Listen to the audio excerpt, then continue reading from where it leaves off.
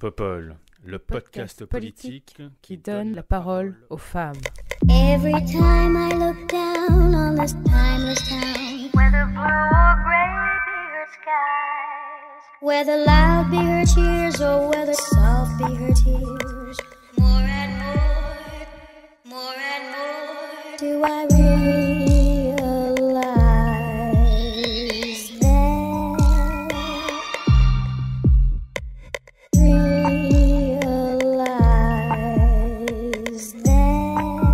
Bonjour, bienvenue sur ce 3e épisode de la 3e saison de Popol. J'ai le plaisir de recevoir pour ce nouvel épisode Alexandra Desgranges. Bonjour Alexandra. Bonjour. Comment vas-tu? Super bien. En pleine forme. C'est cool. Est-ce que tu pourrais nous parler de toi, s'il te plaît? Ouais, je m'appelle Alexandra, j'ai 52 ans, 3 enfants qui commencent à être grands, entre 23 et 15 ans. Je viens de me marier avec mon amoureuse. Félicitations. Merci. Je suis normalement commercial, spécialisé dans le médical pour l'instant. Je viens d'avoir une mauvaise expérience, donc je recherche un nouveau boulot. Et puis, accessoirement, je suis une femme trans, mais ce n'est pas le plus important de ma personnalité. Merci beaucoup et bienvenue sur Popol. On a aussi le plaisir de recevoir aujourd'hui, Servane Metzger. Bonjour Servane. Salut Léa. Comment vas-tu? Ça va super, contente d'être là. Mais vous êtes en pleine forme. Je précise qu'on est quand même samedi matin 11h et que vous êtes en pleine forme. Donc ça fait vraiment plaisir. Dans le déni, tu sais. Ou dans le déni, en effet. Est-ce que tu pourrais nous parler de toi, s'il te plaît? Oui, bien sûr. Donc, je m'appelle Servane, j'ai 30 ans. Je travaille dans les affaires européennes, les affaires publiques de façon large. Je suis engagée en politique depuis 2016, où j'ai rejoint donc, En Marche, au moment où le parti a été créé, enfin le mouvement a été créé. Voilà, j'ai eu des expériences dans le privé et en cabinet ministériel. Je travaillais au ministère des Affaires étrangères jusqu'à il y a peu. Et je suis spécialisée surtout sur les questions d'égalité, de participation citoyenne et sur les sujets économiques et notamment investissement durable si possible. Voilà. Super, merci d'être là aussi. Et enfin, notre 3e invitée du jour, Mathilde Mia. Bonjour Mathilde. Salut Léa. Ça va? Ça va bien et toi? Ouais, nickel. Est-ce que tu pourrais nous parler de toi, s'il te plaît? Ouais, bien sûr. Alors du coup, je m'appelle Mathilde, j'ai 24 ans, j'habite à Lyon et je travaille dans l'associatif et je suis militante au nouveau parti anticapitaliste depuis à peu près 4 ans, voilà, où je milite sur les causes sociales, environnementales, féministes et aussi sur la cause animale. Super, eh bien merci beaucoup, merci à toutes les 3 d'être avec nous aujourd'hui pour parler d'actualité politique. Nous allons parler de 2 sujets, nous allons commencer par la constitutionnalisation du droit à l'IVG, nous parlerons ensuite de la réforme de l'assurance chômage. Notre premier thème donc.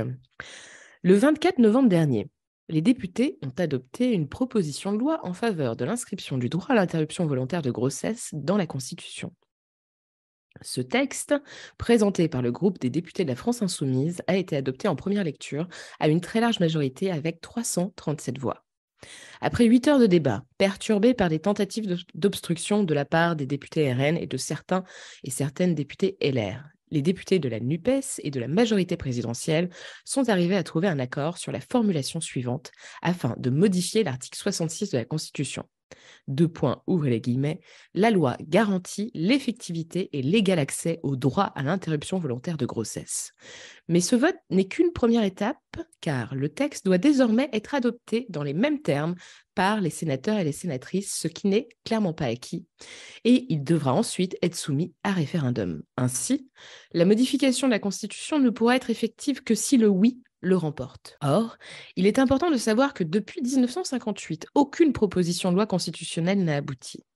Dans un contexte politique délicat pour Emmanuel Macron et face à un lobby anti-choix extrêmement puissant, le recours au référendum semble compliqué. Qu'en pensez-vous? Est-ce que ce vote est une bonne chose? Est-ce que cette réforme a des chances d'aboutir? Et pourquoi, d'après vous, l'exécutif ne souhaite pas porter directement cette réforme? Mathilde, qu'en penses-tu? Alors, plusieurs choses sur la constitutionnalisation de l'IVG. Je pense qu'effectivement, c'est une bonne chose que ce soit porté à l'Assemblée nationale, qu'il y ait eu une sorte de consensus sur la question. Après, je pense qu'il y a quand même des limites à ça, c'est-à-dire que quand on donne l'égal accès et du coup on met le droit dans la Constitution, mais dans les faits, ce qui a été fait depuis plusieurs années, c'est de restreindre l'accès aux femmes à l'IVG par les fermetures de maternités, de centres IVG. Il y a 8% des centres qui ont été fermés en quelques années. Ça représente à peu près 130 centres. Et en fait, je pense qu'effectivement, le mettre dans la Constitution, c'est bien, mais c'est loin d'être assez. Et en fait, comme tu l'as dit, hein, dans une période politique où les droits des femmes ils sont sans cesse remis en question euh, avec la montée des idées réactionnaires, voilà, il faut continuer la lutte féministe pour en fait mettre en place des services publics et pour permettre effectivement que toutes les femmes puissent avoir accès à l'IVG. Et ça va aussi avec la suppression de la clause de conscience, ça va avec aussi le fait d'interdire tout ce qui est la désinformation autour de l'IVG, la culpabilisation des femmes sur ce qu'elles font de leur corps. Donc voilà, en tout cas, je pense que c'est une première étape, que c'est pas pour rien que ça a été voté assez largement, parce que pour l'instant, ça n'engage à rien, je trouve, concrètement sur la question des services publics, et que voilà, la lutte est encore longue devant nous. Oui, tout à fait. Et tu fais bien de mettre le doigt sur un truc assez important qui est la question de la désinformation, parce que du coup, moi, j'ai beaucoup travaillé sur cette question de la PPL de constitutionnalisation de l'IVG, sur sa faisabilité, sur les possibilités, enfin les chances d'adoption ou de rejet d'ailleurs. J'en ai aussi parlé avec le cabinet d'Isabelle Rome pour voir un peu s'il était envisagé au sein du gouvernement que ce soit porté par un projet de loi de sorte à ce qu'on n'ait pas besoin de recourir au référendum. Et je me rends compte qu'en fait, il y a plein de personnes qui ne comprennent pas grand-chose, notamment sur cet enjeu de référendum ou non. Hier, j'ai quand même lu un article du Monde, publié dans la version papier du Monde, qui disait qu'on pouvait aussi recourir au Congrès, au Parlement réuni en Congrès pour cette réforme. C'est faux. En fait, il s'agit d'une proposition de loi, donc on est obligé de passer par le référendum.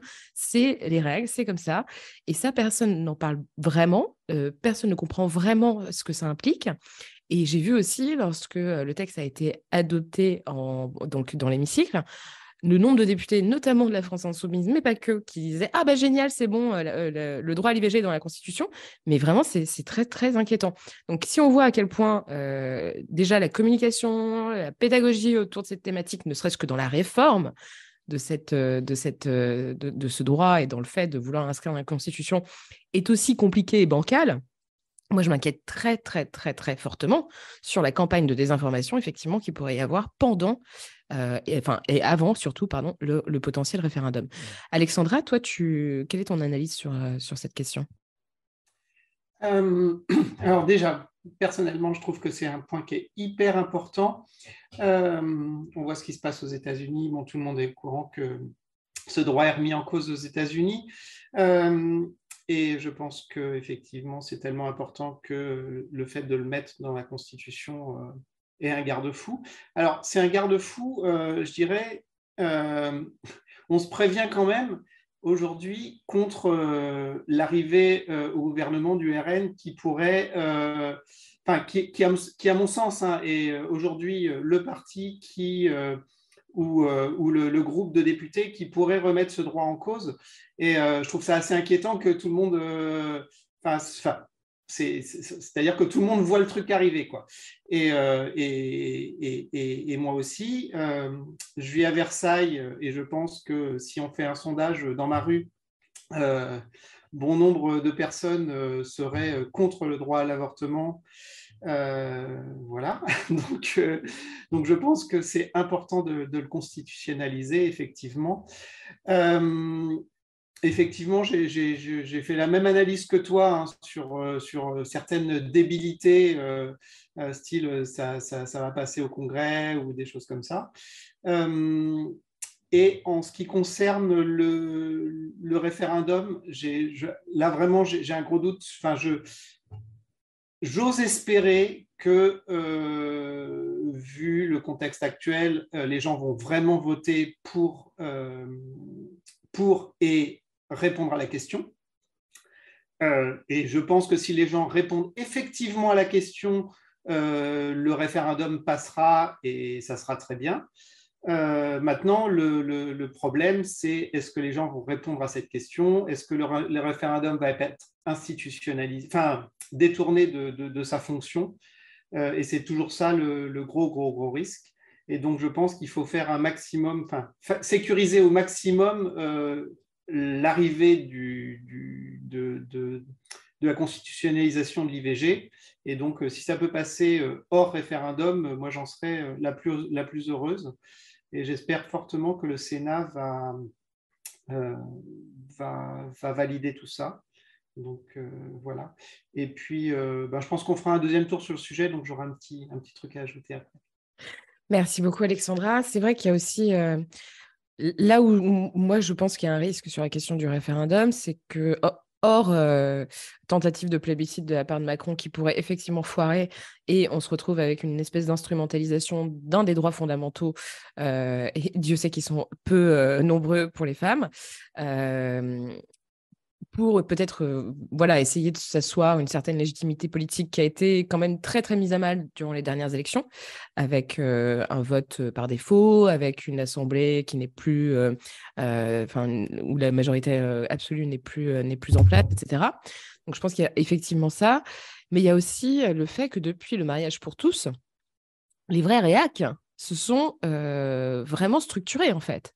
Le mariage pour tous a été presque une occasion pour que les réacs qui vivaient dans ta rue, certainement, Alexandra, mais qui se croisaient de temps en temps, qui au rallye, qui au Club Rotary Grand Max, n'étaient pas capables de se structurer vraiment plus largement. Et j'ai l'impression, et ça je ne suis pas la seule à le dire, que cette structuration en fait, de cette frange très réactionnaire d'une droite qu'on peut qualifier de catholique, bourgeoise, etc., c'est vraiment organisé davantage qu'avant, en fait, avec, bien sûr, la Manif pour tous et compagnie. Donc, moi, j'ai bien peur que cette structure, qui est vraiment effectivement active, ne sorte vraiment la sulfateuse lors d'un potentiel référendum sur le droit à l'avortement et que finalement, il y ait une désinformation telle, avec les moyens qu'on connaît des lobbies, notamment anti-choix, qui viennent des États-Unis et compagnie, qu'on prenne un risque fou, en fait.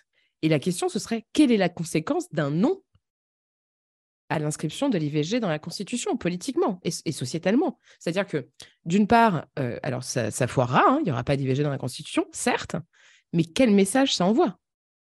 Enfin, c'est aussi ça la question, parce que souvenez-vous, le référendum sur la Constitution de l'Union européenne en 2004, ou 2005, je ne sais plus, pardon, avec le non qu'il a remporté. La question, c'est non seulement, alors d'une part, oui, on a rejeté le projet, mais par ailleurs, on se questionne sur l'Europe. Et c'est ça qui est particulièrement inquiétant. Servane, qu'en penses-tu?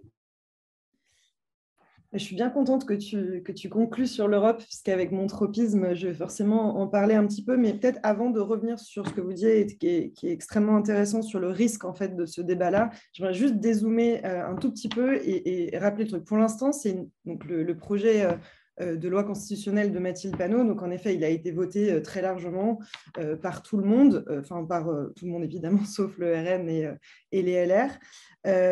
Mais ce que je voulais dire, c'est que donc, pour l'instant, il faut que, comme tu l'as dit très justement, il faut il fait un travail de conviction hyper important à faire au Sénat, qui n'est pas impossible.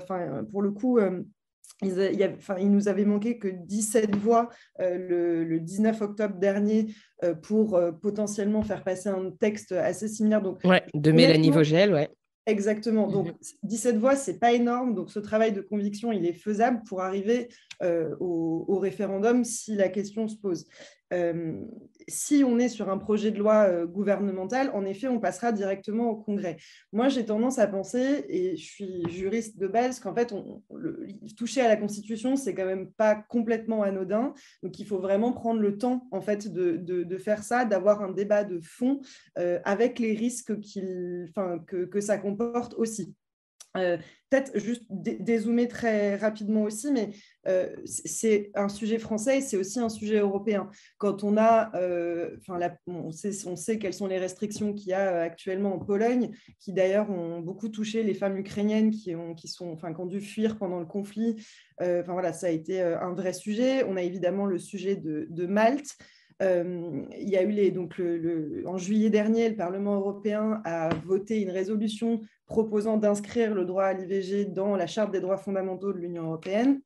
C'était une proposition qui avait été aussi portée par le président de la République. Et en fait, tout ça, donc évidemment, là, ça va être encore plus compliqué parce qu'il va falloir il y ait une unanimité des États membres pour changer les traités. Donc, il va falloir se lever de bonne heure pour aller convaincre les Polonais et les Hongrois. Donc, ça va être compliqué. Donc, oui, c'est symbolique, en fait. Mais ce symbole, il est extrêmement important aujourd'hui pour dire c'est notre identité en tant que Français, en tant qu'Européens, et on l'inscrit dans les textes qui sont les plus importants. Donc, je pense qu'il ne faut pas sous-estimer complètement cette force du symbole. Après, est-ce que c'est suffisant ? Non, probablement non. C'est ce que tu disais, Mathilde, il y a des sujets qui sont très... concret, tu parlais des services publics, on a aussi allongé la durée possible pour l'IVG de 12 à 14 semaines. C'est des choses qui sont quand même assez concrètes. Et au niveau européen, je pense qu'on peut s'inspirer de nos voisins qui font mieux que nous. Il y a un truc qui est porté, qui s'appelle le pacte Simone Veil, qui globalement s'inspire de la clause de l'européenne de la plus favorisée de Gisèle Halimi, où l'idée, c'est de s'inspirer des meilleures réglementations. Il y a des choses qui peuvent passer pas par une constitutionnalisation, mais par exemple de s'inspirer de la Suède, des Pays-Bas, qui prennent en charge systématiquement tous les soins liés à l'IVG pour toutes les femmes européennes. Voilà, ça, c'est des choses qu'on peut faire concrètement. Bref, je reviens au sujet de la constitutionnalisation. Je pense qu'en fait, c'est un risque à prendre. J'entends complètement ce que tu dis, Léa, sur le fait que les réacs se sont structurés et que le débat peut être un peu sanglant. Moi, je pense que c'est important de l'avoir, en fait, et je pense que c'est important qu'on affirme très clairement qui on est. On voit ce qui s'est passé en Irlande en 2018. C'était quand même loin d'être acquis comme référendum, avec une société qui était quand même très religieuse. Et c'est passé, en fait. Et parce que, justement, il y a eu une forme d'union nationale des mouvements les plus progressistes qui ont su, eux aussi, se structurer en réponse aux réacs ou aux mouvements les plus religieux et les plus anti-avortement, et qui ont emporté l'adhésion de la population. Donc, honnêtement, moi, je pense qu'il y aura un débat qui sera forcément long, qui nécessitera une structuration et une union nationale qui aujourd'hui n'existe pas, en fait, sur beaucoup de sujets. Est-ce qu'on en est capable ? Moi, j'ose espérer que oui. Et quand on demande aux Français, donc pas dans la rue de Alexandra, mais globalement, ils sont quand même très, très pour la constitutionnalisation. Donc voilà, je pense que ce risque, il faut le prendre. Oui, mais alors du coup, je suis assez... je pense que le débat est important, même si pour moi, il n'y a pas de débat à avoir, en fait, si ce n'est sur l'effectivité des mesures, etc., et comment garantir ce recours effectif, comme la Constitution le prévoirait si la PPL est adoptée. Moi, je me pose surtout la question, en vrai, quand il réfléchit bien, le référendum, c'est... alors, tout le monde se gargarise de dire que c'est un moyen de démocratie directe, etc. Mais en vrai, c'est nul comme moyen de démocratie directe. C'est oui ou non.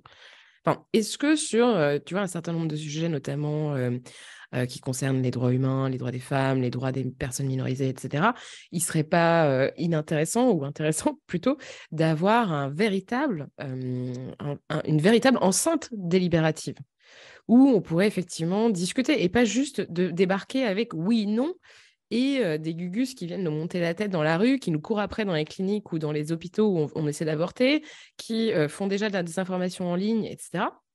Voilà, je pense qu'il faut, si on veut que ça passe et que ça passe dans le bon sens, c'est-à-dire pour remporter, que le oui le remporte, je pense qu'il faut l'organiser, ce débat. Et le problème, c'est qu'un référendum ne permet pas d'organiser un débat. C'est une campagne politique avec toute la violence que ça peut impliquer. Et moi aussi, j'espère comme toi que le oui l'emportera, mais j'ai le sentiment qu'on Ouais, qu'on ouvre une brèche potentielle qui, moi, m'inquiète beaucoup et qui pourrait effectivement aboutir sur un sacrifice, en fait, pour les droits des femmes et sur toute la réflexion autour du droit à disposer de son corps, etc. Donc voilà, bref, si je voulais juste insister là-dessus. Mathilde, un petit mot pour conclure, enfin, en tout cas pour ton point de vue sur ce qui a été dit, pardon. Ouais, non, mais je trouve ça intéressant. C'est vrai que en même temps, d'un côté, on a envie de le mettre dans la Constitution parce qu'on sent qu'effectivement, il y a peut-être enfin, avec ce qui se passe dans le monde, on a peur que le droit des femmes puisse reculer et du coup, on a envie de verrouiller ce truc-là. Et en même temps, ça arrive quand même du coup dans un moment où effectivement l'extrême droite et les idées réactionnaires montent de plus en plus et du coup, enfin, j'ai l'impression qu'on le fait vraiment. Euh, tard, qu'il faut le faire, mais qu'on le fait quand même tard. Effectivement, je suis d'accord avec toi, Alexandra. Hein, c'est vrai qu'il y a une structuration des réacs d'une manière générale, mais même pour aller plus loin, je pense qu'il y a une structuration vraiment de l'extrême droite la plus violente et la plus raciste, la plus réactionnaire. Et en fait, ça, va vraiment falloir en tant que femme, il va falloir qu'on prenne cette question à bras le corps parce que, en fait, partout dans le monde, l'extrême droite est vraiment l'ennemi des droits des femmes. Et je pense que, enfin, on l'a vu, hein, par exemple, j'ai regardé un petit peu les débats à l'Assemblée nationale là sur l'IVG, etc. Et il y a un député RN dont j'ai oublié le nom qui instrumentalise complètement en fait le débat autour de l'IVG pour dire ben en fait l'AFI vous êtes pour le droit des femmes uniquement quand il faut faire de la com, mais par contre sur la question du voile, de l'excision, on vous entend pas. Et du coup, en fait, c'est une manière toujours de ramener à des questions d'immigration, etc. Donc voilà, encore une fois, pourquoi ils le votent voilà, il y a quand même il y a quand même, je trouve, une sorte d'instrumentalisation qu'il ne faut pas oublier dans le vote et dans les débats, en tout cas à l'Assemblée nationale. À Lyon, c'est une ville qui est particulièrement marquée hein, par les groupuscules d'extrême droite. Il y a eu une manifestation avec plusieurs centaines de personnes contre l'IVG. Et en fait, c'est des choses qui sont de plus en plus courantes, que ce soit ça, et qui vont aussi avec effectivement une structuration des groupes et des attaques en fait dans la rue, des minorités de genre, des attaques racistes. Donc voilà, je pense que tout ça, effectivement, un beau package où il va vraiment falloir lutter contre ça. Donc personnellement, je pense aussi que ça passera si jamais c'est en référendum, malgré le fait que les plus vieux, qui sont quand même plus réacs que les jeunes, votent plus. Donc je pense qu'il faudra aussi une campagne vraiment axée sur la jeunesse hein, pour leur dire tout simplement d'aller voter. On l'a vu pendant les législatives, il y avait plus d'un jeune sur deux qui n'a pas voté et c'est quand même assez criant cette abstention-là. Donc voilà. Je te rejoignais un petit peu sur comment mettre en place des débats. C'est vrai qu'au NP, on aimerait bien qu'il y ait des débats tout le temps avant un vote. Je pense que ça éviterait beaucoup de votes pour l'extrême droite. Si jamais avant tout vote, on avait des grandes assemblées pour discuter ensemble essayer de se convaincre. Mais c'est vrai qu'en l'état actuel des choses, je ne vois pas trop comment c'est possible et je ne pense pas que les partis politiques ancrés localement vont se saisir de cette question pour organiser des débats comme ça. Oui, c'est sûr. Alexandra, tu veux ajouter quelque chose ? Oui, deux choses. Quand tu as lu le texte, j'ai l'impression qu'il y a un amendement, alors que j'ai vu passer, je pensais qu'il était effectivement passé, et puis je ne l'ai pas entendu dans ce que tu as dit. A priori, Aurore Berger a fait passer un amendement qui a changé le « nul ne peut être privé » en « nulle femme ne peut être privée ». Non, je crois que la rédaction que j'ai lue, c'est la rédaction définitive. D'accord, parce qu'a priori, l'amendement était passé. Mais toujours est-il que je voulais faire remarquer ça quand même. À ce propos-là, Madame Aurore Bergé a voulu changer, alors je ne sais pas, a priori, elle n'a pas réussi, mais je pensais que l'amendement était passé, de faire changer nul ne peut être privé par nulle femme ne peut être privée. Oui, tu fais bien de relever ça, effectivement. Ça peut paraître OK à tout le monde, mais en fait, je voulais relever deux choses à ce propos-là. Un, ça exclut de fait les hommes trans qui ont gardé leur appareil reproducteur de la constitutionnalisation de leurs droits. Alors, OK, c'est pas beaucoup de monde, mais je pense que c'est assez emblématique d'une certaine pensée. Ce qui m'a en plus choqué, c'est que quand on lui a fait la remarque, elle a dit que c'était suite à une recommandation du CNB, qui est le Conseil national du barreau, hein, donc grosso modo tous les avocats de France. Or, les avocats ont dit attention, attention, il faut quand même peut-être mettre quelque chose qui va mettre un garde-fou pour dire que c'est la personne concernée qui doit décider de si elle veut garder le bébé ou pas, et pas un tiers qui pourrait dire je vais décider que cette personne doit avorter. Et donc, elle a traduit ça par nulle femme, ce qui, rate la cible, parce que ça ne prévient pas du fait que quelqu'un puisse demander un avortement pour quelqu'un d'autre. Et deux, dommage collatéral, les hommes trans, voilà. Donc, exprès ou pas, je ne sais pas, mais en tout cas, hyper gonflé quand même de se cacher derrière une recommandation du CNB qui n'a jamais été celle-ci. Donc voilà. Et puis, Mathilde, tu as dit quelque chose et j'ai oublié. Peut-être que je lèverai le doigt un peu plus tard quand j'aurai retrouvé. Oui, c'est vrai. Mais c'est vrai qu'en plus, quand tu mets ça en perspective avec le fait qu'Aurore Bergé s'est quand même affichée sur les réseaux sociaux avec deux personnes qui ont des positions transphobes qui sont assez affirmées, c'est vrai que du coup, on peut se poser la question légitimement de savoir s'il y avait une volonté de sa part d'écarter ou non les personnes trans. Ça, c'est vrai. C'est important d'en discuter. Alors, je crois effectivement que la version définitive du texte ne reprend pas le mot femme. Donc, voilà. Mais effectivement, je pense que tu as bien fait d'en parler parce que c'est un peu passé sous les radars. Donc, merci Alexandra. C'est revenu ce que Mathilde avait dit ou ça t'est revenu ou pas? Non? C'est pas grave. Servane, je te laisse peut-être le mot de la fin sur ce thème. Ouais, bien sûr, rapidement. Non, moi, pour rebondir sur ce que tu disais, Alexandra, moi, je suis vraiment, à titre personnel, très contente qu'on ait la formulation la plus inclusive possible. Et juste peut-être une précision, donc c'est bien la formulation toute personne qui a été adoptée. En fait, c'était le projet de loi constitutionnelle qui aurait été porté par Aurore Bergé, en fait, qui, lui, pour le coup, indiquait toute femme. Mais donc, ce n'est pas ce projet-là qui a été adopté. Et en fait, les amendements qui ont été portés pour changer personne en femme ont été portés par des députés du RN et LR et pas du tout par la Majo. Voilà, je tiens juste à préciser ça et pour le coup, je pense que c'est vraiment important qu'en effet, il y ait une formulation qui soit la plus inclusive possible. Donc, j'en suis contente. Bref, tout ça pour revenir aussi à ce que tu disais, ce que vous disiez toutes les trois sur une possible instrumentalisation. En fait, je pense que, je suis peut-être optimiste béate, mais en fait, je pense que c'est aussi un bon moyen justement de mettre la lumière sur le RN et sur des partis qui sont anti-progressistes, qui sont réac, qui sont sexistes. Je pense que c'est aussi un bon moyen de faire comprendre à tout le monde qu'en fait, le RN ne sera jamais du côté des femmes, jamais, jamais, même si Marine Le Pen est une femme. Honnêtement, je pense qu'il y a un risque.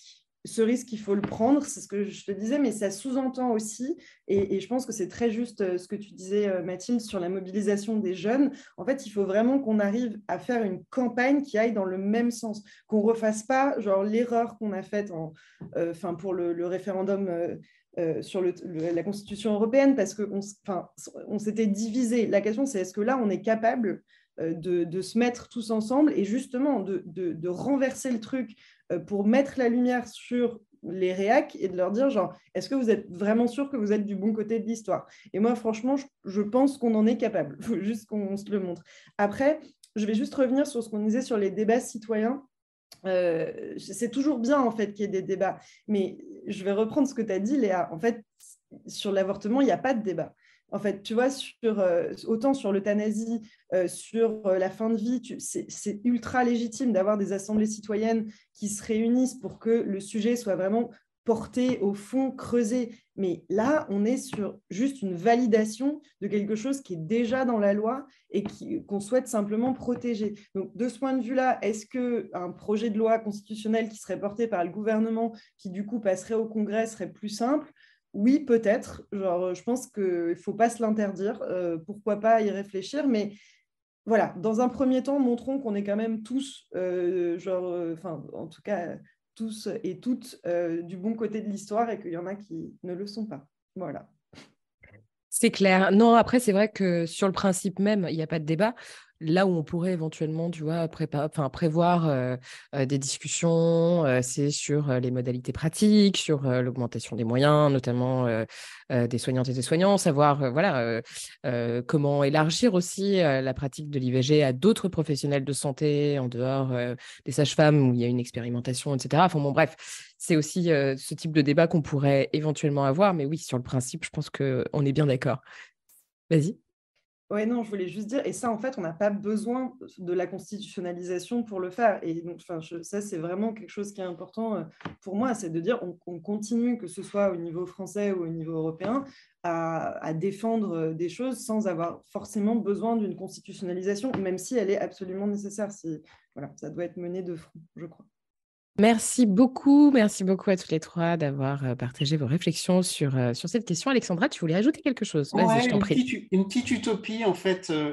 Je pense que s'il y a un référendum, mais c'est utopique, hein, mais en fait, je pense que s'il y avait que les femmes qui étaient consultées, ça serait une bonne chose. Tu vois, j'ai 3 enfants, dont un fils de 23 ans, et j'ai une fille qui a 21 ans. Et j'ai envie de dire, mon chéri, je t'adore, mais franchement, ton avis, c'est pas ce qui compte le plus, tu vois. Je préfère entendre l'avis de tes sœurs que le tien. Je pense que le droit à chacune de disposer de son corps, c'est primordial et voilà. C'est pas faux, en effet. Merci Alexandra. Alors, passons à un autre sujet, si vous le voulez bien, la réforme de l'assurance chômage. À compter du 1er février 2023, les règles d'indemnisation des personnes privées d'emploi seront modulées en fonction de la conjoncture économique. En effet, le gouvernement a présenté le 21 novembre dernier la réforme de l'assurance chômage qui vient préciser le projet de loi adopté par le Parlement quelques jours auparavant. Plus concrètement, la durée d'indemnisation des nouvelles et nouveaux demandeurs et demandeuses d'emploi baissera de 25%. Ainsi, quelqu'un qui aurait pu prétendre à 12 mois d'indemnisation actuellement n'aura droit qu'à 9 mois. Cette règle sera applicable que si le taux de chômage est en dessous de 9%, comme c'est d'ailleurs le cas aujourd'hui avec 7,3%. Le gouvernement justifie cette réforme en faisant valoir qu'un certain nombre d'emplois ne sont pas pourvus. Or, cette mesure pourrait considérablement mettre en difficulté les personnes privées d'emploi, comme le dénoncent les syndicats comme Force ouvrière et la CGT. Qu'en pensez-vous? Est-ce que cette réforme vous paraît être une bonne chose? Est-elle de nature à se rapprocher du plein emploi ou vous semble-t-elle remettre en cause le principe même de notre système de solidarité? Servane, qu'en penses-tu? Merci Léa. Alors d'abord, pour expliquer d'où je parle, je vais quand même dire 2 choses. La première, c'est que je suis actuellement moi-même au chômage, donc voilà. Et la deuxième, c'est que j'ai beau être engagée à Renaissance, je ne parle bien évidemment pas au nom du gouvernement. Donc ça, c'est important. En fait, je pense qu'on a quand même un sujet sur cette réforme-là qui est de répondre de façon plus globale aux tensions de recrutement, en fait. C'est-à-dire qu'aujourd'hui, on a objectivement dans notre pays des emplois qui ne sont pas pourvus, des entreprises petites, grandes, françaises, européennes qui nous disent en fait qu'elles ont du mal à recruter sur un certain nombre de postes et on a parallèlement des gens qui vraiment cherchent un emploi. La question, c'est comment est-ce qu'on fait pour rapprocher les deux ? Moi, je pense qu'on peut revenir sur la réforme en elle-même, mais je pense qu'il y a un vrai sujet là-dessus, qui est un sujet plus large, qui est un sujet de formation, qui est un sujet aussi, pourquoi pas, d'immigration. Et je pense qu'en fait, c'est un petit bout de quelque chose qui devrait être pensé de façon un petit peu plus large. Est-ce que l'objectif, c'est que tout le monde ait un emploi ? En tout cas, pour moi, oui. Pour moi, clairement. Après, je voudrais juste rappeler, et je le vis au jour le jour, on a quand même un des régimes les plus protecteurs d'Europe, et même après la réforme de l'assurance chômage, si elle passe dans les termes dans lesquels l'Assemblée nationale l'a voté pour l'instant, on aura toujours un des régimes les plus protecteurs d'Europe. Et franchement, quand on se compare à certains pays, par exemple l'Allemagne, où la durée d'indemnisation, c'est 0,5. Donc en gros, si tu as bossé pendant 2 ans, bah, tu vas avoir une indemnisation de 1 an. Honnêtement, on ne s'en sort pas si mal. Est-ce que fondamentalement, c'est une réforme qui est suffisante pour répondre à ces enjeux-là? Je ne pense pas. Est-ce que c'est une mauvaise réforme? Je ne pense pas non plus. Voilà. Merci Servane. Alors moi, je voulais juste quand même préciser que c'est vrai que on est dans le système le plus protecteur d'Europe, voire du monde, hein, parmi les systèmes les plus protecteurs au monde. Moi, je préfère avoir cet idéal-là que d'aller voir l'Allemagne et puis de me dire « Ah, ben c'est vachement moins bien ailleurs, pour être honnête. » Je préfère qu'on garde ce système sans aller voir à côté. Parce que comme on dit, quand je me regarde, je me désole et quand je me compare, je me console. Eh bien, moi, je préfère me désoler et conserver un système qui est très protecteur et qui, par ailleurs, a quand même aussi ses défauts. Mais bref, après, plus sur le mécanisme, c'est-à-dire réduire la durée d'indemnisation en fonction de la conjoncture économique, sur le principe même. Mathilde, toi, t'en penses quoi? Est-ce que tu penses que ça peut effectivement permettre de pourvoir un certain nombre de postes qui ne sont pas pourvus, ou est-ce que c'est vraiment un peu simpliste, en fait? Moi, j'ai le sentiment que c'est un peu simpliste comme réflexion, et se dire, si on réduit le temps d'indemnisation, il y a forcément les gens qui vont se jeter sur les emplois non pourvus. Je pense que c'est plus compliqué que ça quand même, hein. Alors, je suis d'accord, effectivement, déjà, c'est plus compliqué que ça, mais en fait, la réforme de l'assurance chômage, elle est dans la droite lignée de ce que fait le gouvernement depuis plusieurs années, c'est-à-dire une atteinte aux conquis sociaux, en fait, tout simplement. Parce que si on regarde un petit peu le bilan 2019, il faut savoir qu'effectivement, on a un système protecteur, mais en fait, un système protecteur où, en fait, il y a quand même 1 personne sur 2 qui est au chômage, qui ne touche pas d'allocation chômage. Et maintenant, on est passé... c'est très, très important de le rappeler, ouais. Et maintenant, on est passé à 1 sur 3. Donc maintenant, il n'y a plus qu'1 personne sur 3 qui touche des allocations, avec une moyenne de 1 000 € par... voilà. Donc, voilà, on parle quand même de choses où, en fait, on est en dessous du seuil de pauvreté. Hein, donc, effectivement, se comparer à des choses qui sont pires que ça, je ne pense pas que ce soit hyper valorisant pour nous. Et en fait, quand je disais que c'était dans la droite lignée de ce que fait le gouvernement, c'est-à-dire que on va dans une perspective de libéralisation toujours plus accrue, où en fait on va rendre chacun responsable de sa situation individuelle. Et en fait, c'est des choses qui sont un peu vieilles comme le monde, mais c'est des débats, je trouve, qui sont en fait très liés effectivement au mouvement ouvrier, à la lutte des classes d'une manière générale. Et en fait, on essaye de... Enfin, moi, je trouve que le capitalisme, il a quand même une capacité à vouloir garder une certaine forme d'armée de réserve, pour citer Marx, pour avoir toujours de la main-d'œuvre facilement exploitable, quoi. Parce qu'en fait, ce qui se passe, c'est qu'en fait, les gens, ils sont pas mieux protégés, ils sont juste plus pauvres et ils vont accepter un emploi qui est souvent mal payé, avec des horaires hyper compliqués, des fois difficiles aussi de garder les enfants, des emplois qui sont loin, donc avec l'inflation sur les carburants notamment, en fait, des fois, on s'y retrouve pas. Et en fait, c'est juste une précarisation supplémentaire sur le monde du travail, quoi. Donc, je pense qu'effectivement, au lieu de précariser les gens qui bossent, il faut dans un premier temps augmenter les salaires, et il faut aussi partager le temps de travail entre toutes et tous, parce qu'en fait, on est... si jamais on le partageait, du coup, tout le monde aurait du travail au lieu d'en fait, de précariser les gens et de limiter l'accès à l'allocation chômage, alors qu'en fait, c'est des sous qui nous reviennent, étant donné que tout le monde cotise quand on travaille. Donc voilà, je vais laisser la parole pour qu'on puisse toutes prendre la parole, mais je pense que c'est quand même important de reprendre un petit peu ce petit historique d'une manière générale. Sachant qu'effectivement, la motivation aussi du gouvernement, c'est de faire des économies, notamment 4 milliards d'économies. Alexandra ? Oui, une petite question, Servan. Je trouve que c'est super intéressant de se comparer à d'autres pays. Et, par contre, l'assurance chômage, ça reste une assurance. Je vais prendre la comparaison avec une assurance voiture.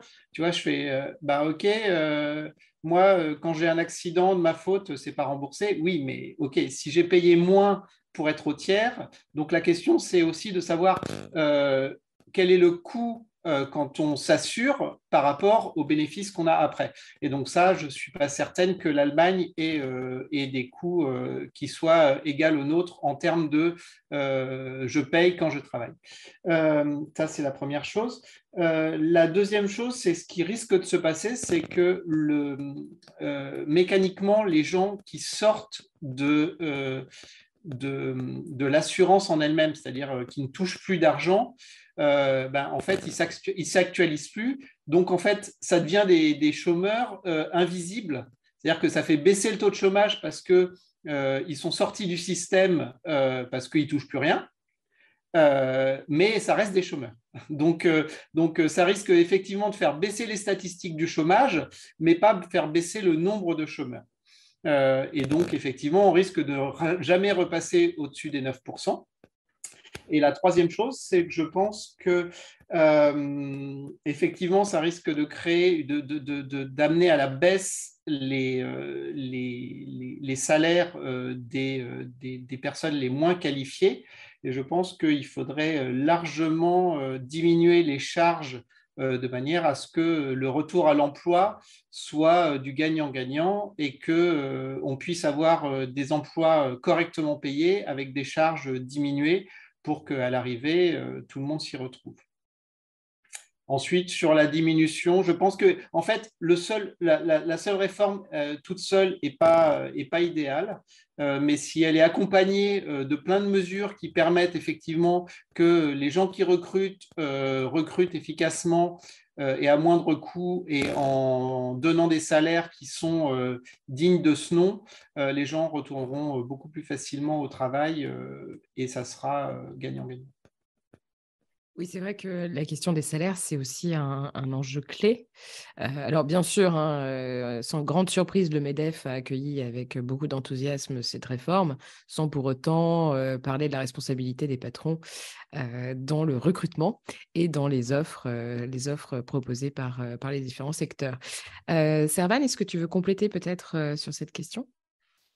Non, très, très rapidement pour répondre à ce que disait Alexandra, c'est vrai, les Allemands cotisent moins que nous, donc en termes de charges, ils cotisent moins que nous, donc voilà, mais ils ont beaucoup, beaucoup moins que nous. Il y a juste un truc que je souhaitais préciser, c'est que ce qui me semble important, c'est qu'on module la durée d'indemnisation, il n'y a pas de changement sur les règles d'éligibilité, il n'y a pas de changement sur le montant des indemnisations aussi. Donc voilà, j'ai juste précisé ça, et vraiment pour dézoomer, je pense que ce que tu dis est vraiment très juste sur le fait que c'est pas suffisant. C'est-à-dire qu'il va vraiment falloir beaucoup d'autres choses pour accompagner les gens à l'emploi. C'est-à-dire, typiquement, je parlais de la formation, mais ça prend du temps. En fait, cette loi, c'est un peu une loi de court terme. Pourquoi pas, mais clairement, il va falloir mettre en place des mesures de moyen terme ou même de réflexion de plus long terme sur la formation, sur l'accompagnement à la fois des chômeurs. Je veux dire, moi, je le vis aujourd'hui sur l'accompagnement du retour à l'emploi.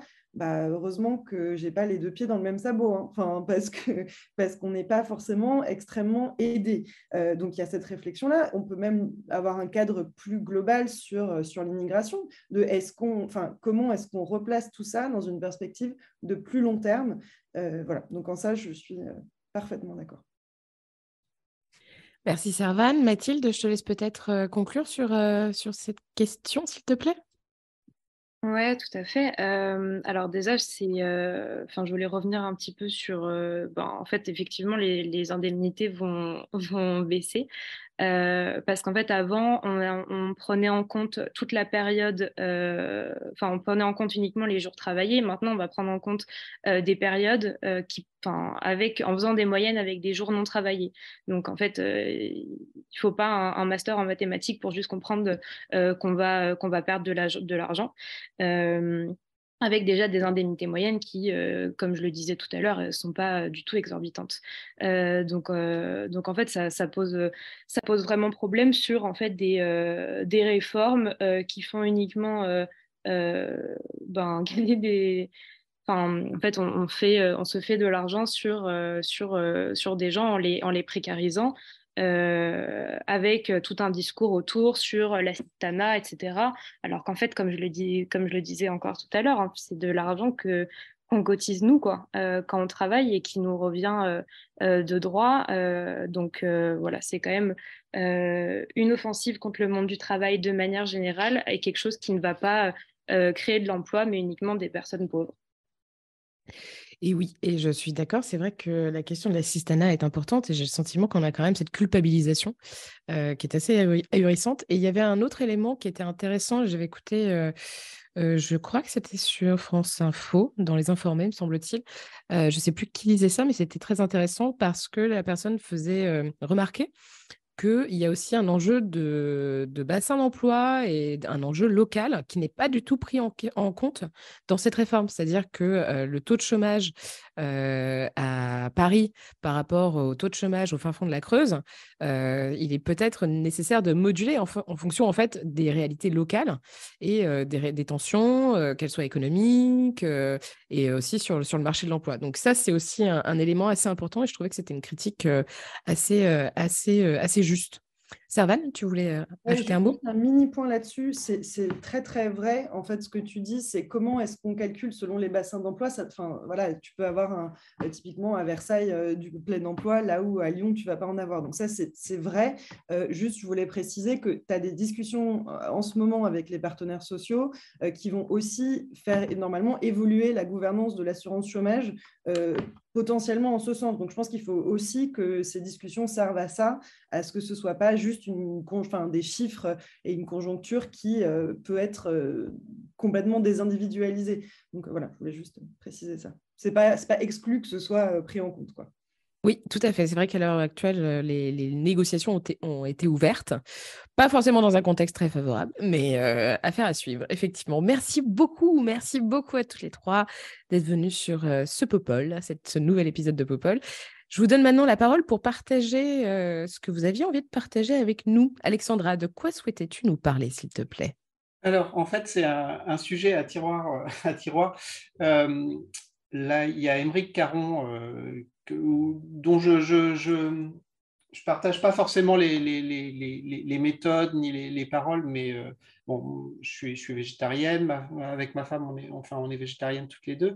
Et effectivement, le fait que son projet de loi soit tombé à l'eau sur l'interdiction de la corrida, ça me paraît assez symptomatique parce que pour plusieurs choses. D'abord, nos représentants à l'Assemblée sont censés nous représenter et quand on prend n'importe quel sondage concernant la corrida, on est à plus de 70% des personnes qui sont pour l'interdiction.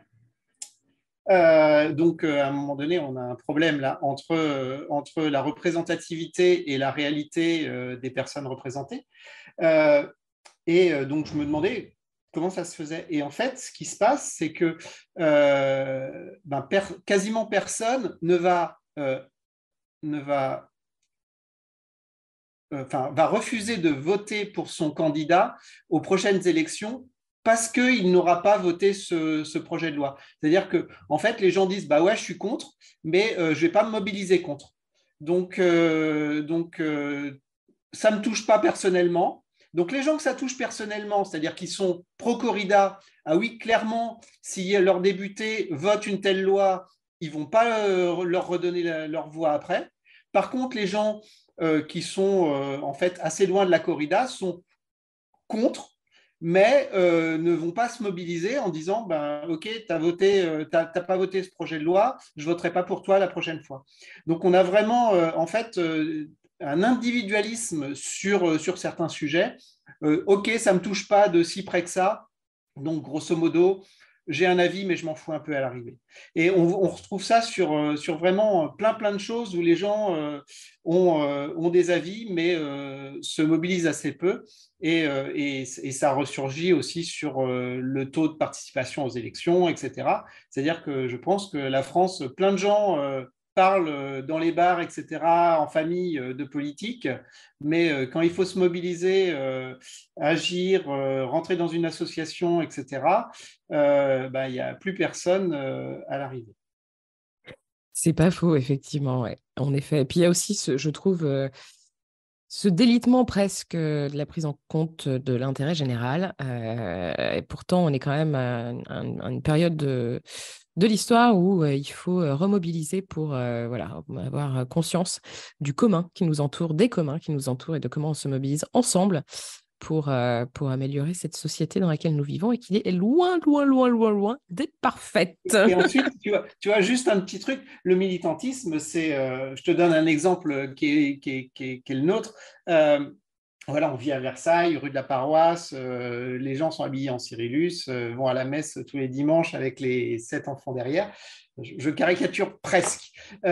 Et en fait, avec Marie, ma femme maintenant, qui est une femme cis, avocate droit de la famille, tout le monde savait que jamais Marie ne se marierait. Le fait qu'on se soit marié, c'est aussi militant. C'est de dire, OK, 2 femmes peuvent se marier, une femme cis peut se marier avec une femme trans.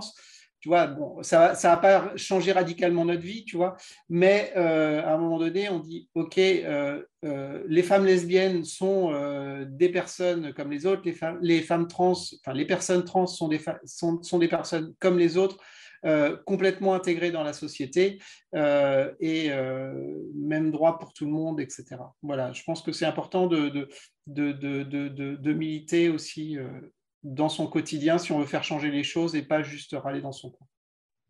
Ah ça, c'est clair, tu prêches une convaincue. Ça, c'est certain. Mathilde, de quoi voulais-tu nous parler, toi, s'il te plaît?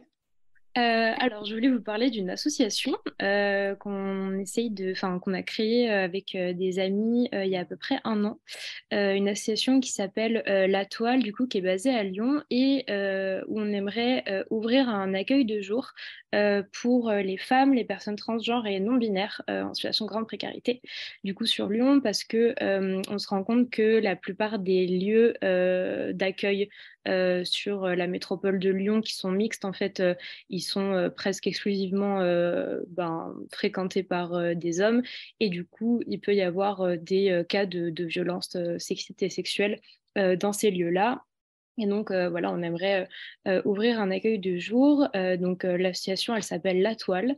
Voilà, on espère ouvrir très bientôt pour pouvoir voilà, faire de l'accompagnement, de l'accueil, de la distribution de kits d'hygiène, de l'accès à l'hygiène aussi, et des activités diverses et variées sur les questions féministes, antiracistes, etc. Donc, voilà. Super, merci Mathilde. Tu vois, Alexandra, là, tu as un bel exemple de quelqu'un qui s'engage. C'est super. Et ben, écoute, bonne chance pour la mise en œuvre de cet accueil et tu nous tiendras au courant, on partagera l'info. Enfin, Servane, de quoi voulais-tu nous parler, s'il te plaît? Écoute, j'aurais voulu vous parler d'un truc un peu léger, mais il ne le sera pas tant. En fait, d'abord, je voulais juste dire que j'ai été scandalisée par le film Mascarade. Enfin, je ne sais pas si vous l'avez vu, mais juste, je trouve ce film d'une misogynie, mais absolue. Donc voilà, bref, c'était un peu un coup de gueule, mais voilà. Non, plus sérieusement, le truc dont je voulais vous parler, c'est une tribune en fait que j'ai écrite un peu... de façon un peu spontanée, après la prise de parole d'Elisabeth Badinter sur France Inter il y a quelques semaines, c'était le 30 septembre, où en fait j'ai réalisé qu'on était dans un débat complètement binaire qu'il fallait absolument dépasser pour moi sur ces questions-là. Je pense que jusqu'ici, on a vu le droit en fait, et la judiciarisation comme la réponse absolue et unique aux violences sexistes et sexuelles aussi dans la vie publique et politique. Et en fait, moi, je considère que la mise en œuvre du droit, c'est une condition nécessaire, mais absolument pas suffisante à l'avancée du combat féministe. Et je ne pense pas qu'on devrait avoir peur d'ouvrir un débat qui soit un petit peu plus large. Bon, je ne vais pas rappeler pourquoi limiter le traitement des affaires de violences sexistes et sexuelles au prétoire. Ça conduit clairement à nier l'humanité des victimes sans même... d'ailleurs, parler du fait qu'énormément ne portent pas plainte, donc qu'on a un vrai sujet. Mais en fait, il y a un débat qui est profondément politique. Je pense que la question, c'est comment une action politique peut être menée avec cohérence et exemplarité, quand bien même ça ne relève pas du judiciaire. C'est-à-dire qu'on a vu aujourd'hui qu'il y avait certaines personnes accusées, certains hommes, qui savaient se retirer quand ils comprennent en fait que leurs actions individuelles sont en possibilité d'affecter assez durablement la légitimité de leur action publique. C'est-à-dire qu'une mise en retrait de la vie publique, ça ne veut pas forcément dire que vous êtes coupable, ça ne veut pas forcément dire que vous allez être condamné. Pour moi, il n'est pas question que le politique se substitue au judiciaire, mais en fait, la justice est imparfaite et on a besoin des deux. Et typiquement, moi, je trouve ça très intéressant qu'il y ait des réflexions sur comment les organisations politiques doivent prendre leur part pour dénoncer les atteintes dont sont accusés certains de leurs responsables et que ça ne passe pas forcément par le judiciaire. Ça peut se faire en interne avec des cellules dédiées, il faut qu'il y ait des moyens aussi pour faire cesser les faits. Ça peut être rendu public aussi si c'est nécessaire. Mais voilà, je voulais juste dire que je pense qu'il faut vraiment qu'on avance avec les deux et qu'on arrête d'opposer du coup le judiciaire et le politique sur ces sujets-là. Ah bah ça, c'est clair, je suis bien d'accord, sachant qu'en plus, le système carcéral tel qu'il est aujourd'hui en France est fondamentalement raciste, classiste, etc. Donc ouais, il y a effectivement une grosse réflexion à mener aussi sur ces aspects-là. Merci Servane, merci à toutes les trois. C'était un vrai plaisir de vous recevoir aujourd'hui dans ce nouvel épisode de Popol. Je vous souhaite une très belle journée et je vous dis à bientôt.